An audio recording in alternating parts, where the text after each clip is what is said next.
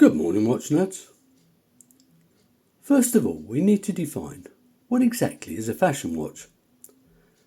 My description is a watch that carries the name of a fashion house and is generally manufactured by a third party, such as Fossil.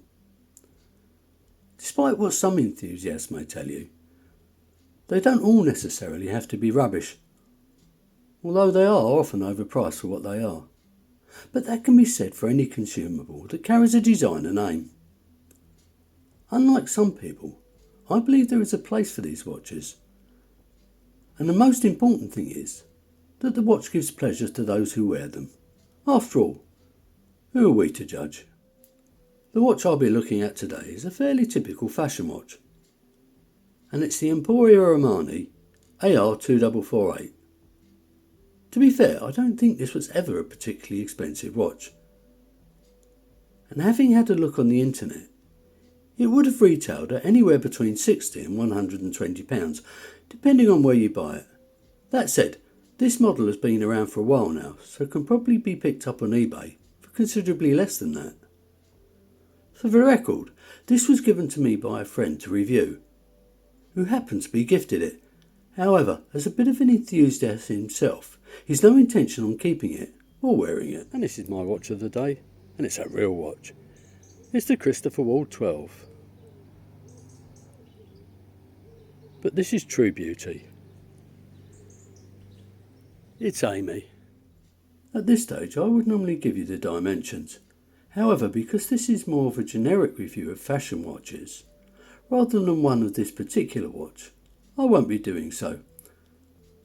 So let's have a look at what you'll be getting for your hard-earned cash, shall we? Well, it comes in this rather nice box.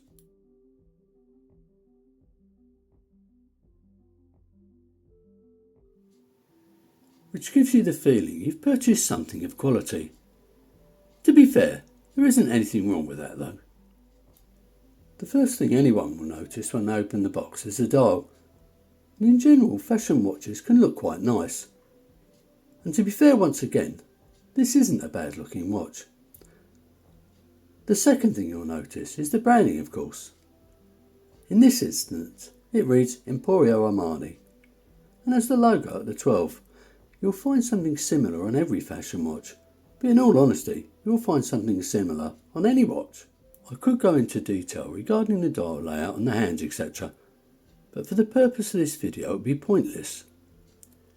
What should be noted though, is that chronographs are particularly popular, and it's rare you'll find anything under 44mm. It's not unusual to see teenage kids with tiny wrists wearing fashion watches that are hanging over the sides, but I suppose if that's the look that they want, that's all that counts. For the record, this watch doesn't have a lume, but this is quite common with fashion watches, and even those that do have one, it's generally very poor. I suppose the target market really don't care about such things, so why waste manufacturing costs? Now let's have a look at the case finishing.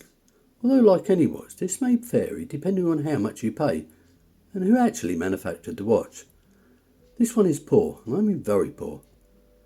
Have a look on the underside of this lug, and it's the same on the other side.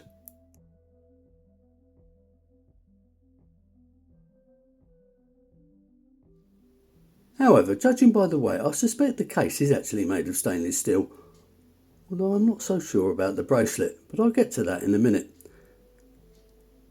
This particular model has polished bezel and brush rounded sides.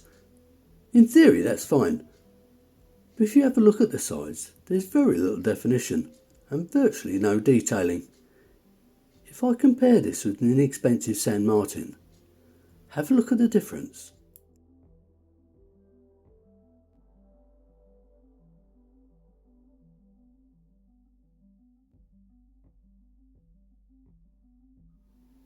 This one has a press-on case back, although I have changed batteries on fashion watches that have got screw-on backs. Now I was asked to change the battery on this, and believe me it was a nightmare.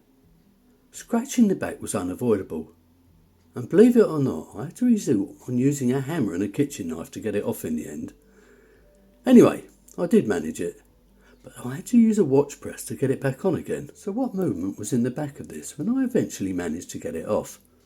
Like 99% of fashion watches, this has got a quartz movement. And whilst I suspect many of you are waiting for me to tell you it's a rubbish one, actually it isn't. Now Armani watches are made by Fossil, and Fossil generally speaking use Miyota movements. Okay, it's held in by a cheap plastic holder, but it's a movement that's going to be accurate and reliable.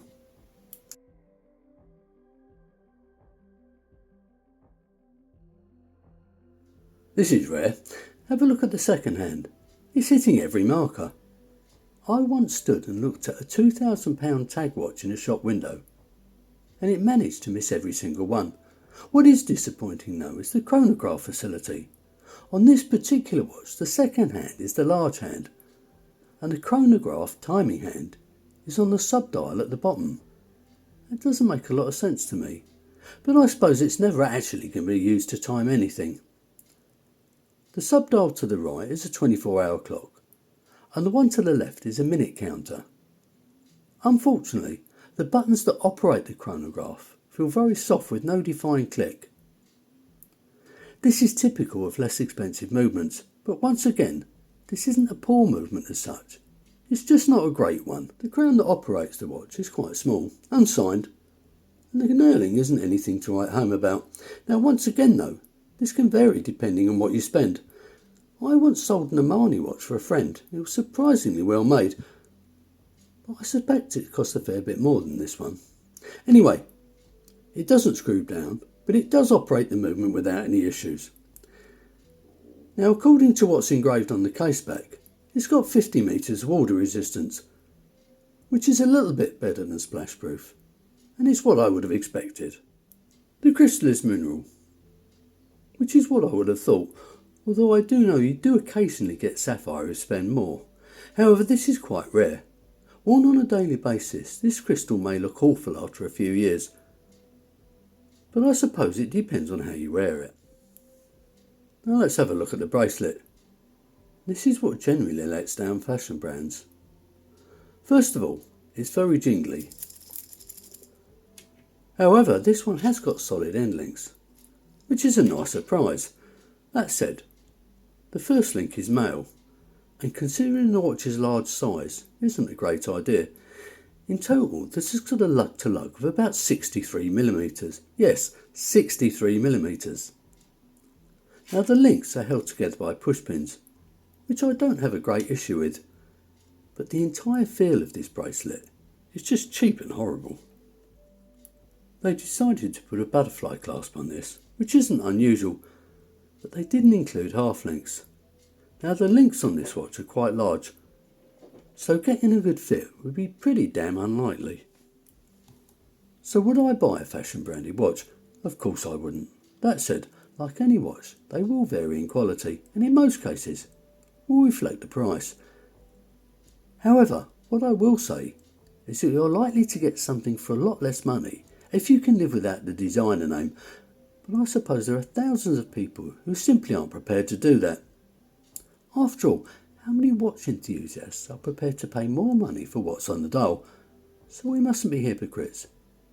Now, although this review is more about fashion watches in general rather than this specific watch, I have to say for the money, you could buy worse.